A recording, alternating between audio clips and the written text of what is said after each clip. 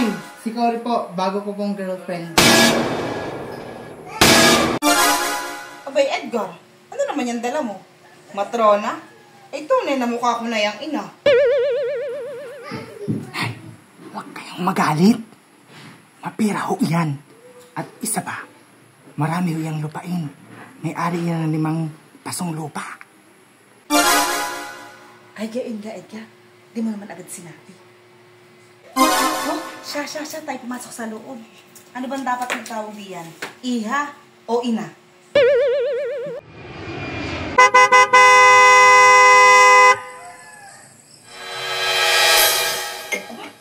Ay, sino kaya ito? Napakagandang babae naman na rin bumababa sa sasakyan.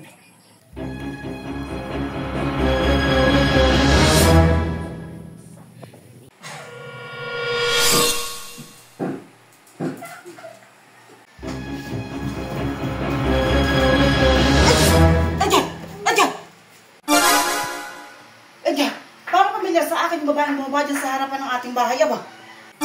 Abay, Nay, sino gayan? Ay, tunay na di ko yan nakikilala. Kamukha niya si Berta! Ho, Inay, imposible. Ipagkalayo sa mukha niya ni Berta.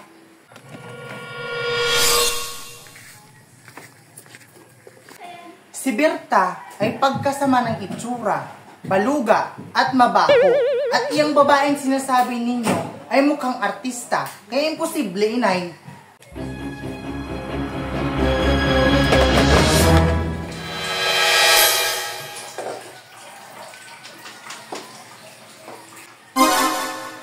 Nasaan ang anak ko?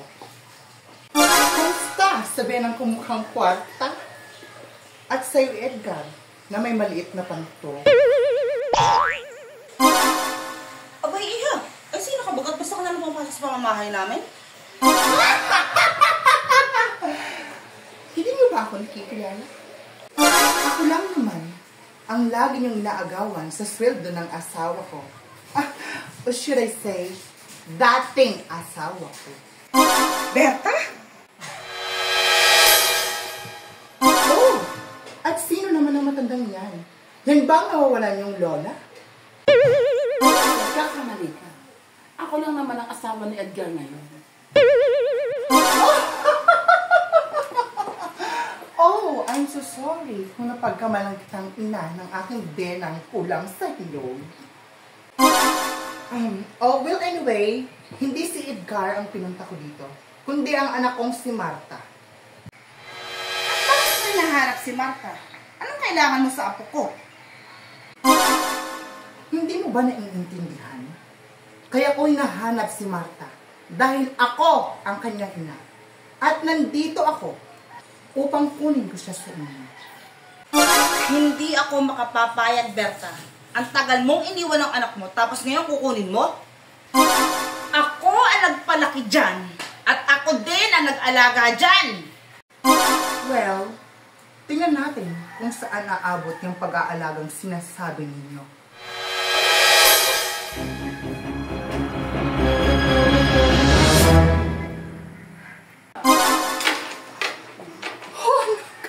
Ano nangyari sa'yo?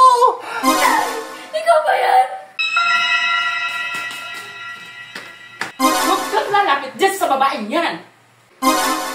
At ano ang karapatan mo para pigilan ang anak kong lumapit sa akin? Matandang lokloban! Wala kayong karapatang ilayo ang anak ko sa akin. Dahil hawak ko ang ebidensyang ito. Kung paano niyo tratuhin ang anak ko. Lalo ko na, Cory. Naghihintay lang ako ng tamang pagkakataon para makuha ko ang anak ko.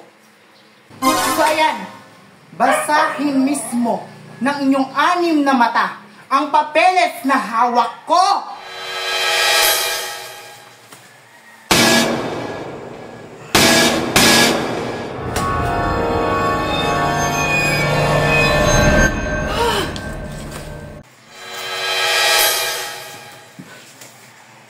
Nakalahad sa mga papeles na yan kung paano niyong minaltrato ang anak kong si Marta.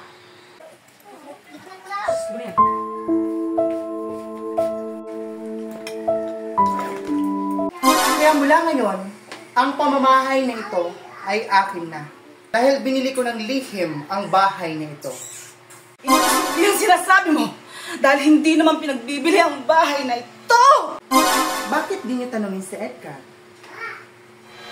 Hindi niyo ba nalalaman ang pinakilala niyang si Kuri Kurikong na merong pagmamay-aring 5 pasong lupa ay isang kasinungalingan?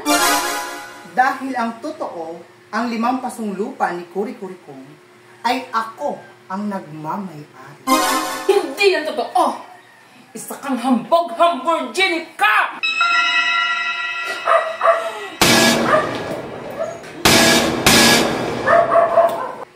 Tumigil ka, Kuri Kurikong. Dahil si Edgar ay nalulong sa paglalaro ng gagamba. Oh, talo ka na, Edgar! At dahil lagi siyang talo, unti-unting naubos ang kanyang kayamanan. At sinamantala ko ang pagkakataong iyon para mabili ko ang lahat ng pagmamay-ari niyo. Tumigil na ho kayo, inay. Edgar, ipaliwanag mo ito! Ako ho ay nalulong sa paglalaro ng gagamba. Buong kagubatan ay pinuntahan ko na po. Makahanap lang ako ng gagamba. At nung wala na akong makita sa gubat, ay unti-unti na akong bumibili ng mga gagamba sa kaibigan ko. At kapag natatalo po ako sa pustahan, ay unti-unti ko na palang pinagbibili ang ating ari-arian. Linti ka, Edgar! Ang gagamba, marunong gumawa ng bahay. Pero ikaw ang sumira ng ating pamamahay. Hala, hulong, magsama kayo ng gagamba mo. At siya mong katulungin na gumawa ng bahay natin. Marta, halika na.